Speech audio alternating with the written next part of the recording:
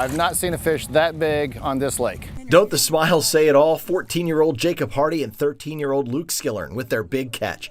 Caught not far from this spot in Lake Tyler.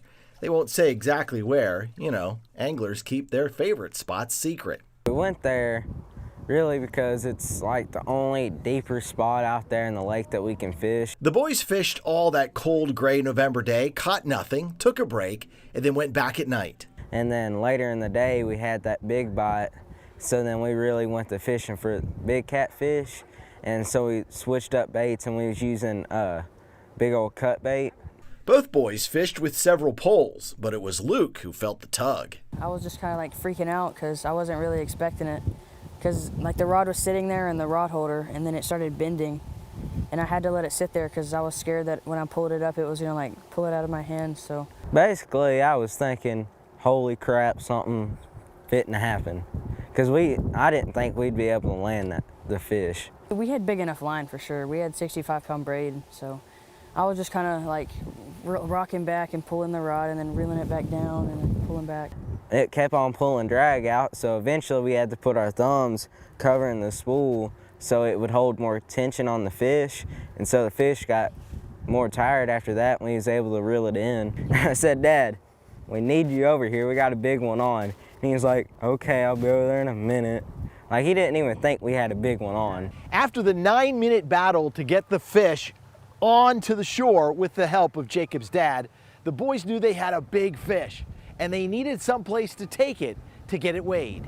So Luke and Jake brought it here to the Lake Tyler Marina, where manager Brent Allen got, of all things, a minnow tank to put the catfish in to keep it alive.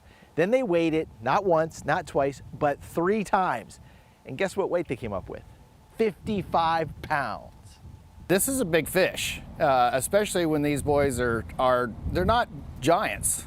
So when they held it up and they were trying to hold it onto the scale, literally their arms were shaking because it was so heavy. This wasn't the boys' first rodeo. They've caught plenty of fish growing up. Check out these shots from their other catches: bass, crappie, sunfish. But this fish, the 55-pound catfish, was worth showing off. And get this, after taking several pictures, the boys set it free.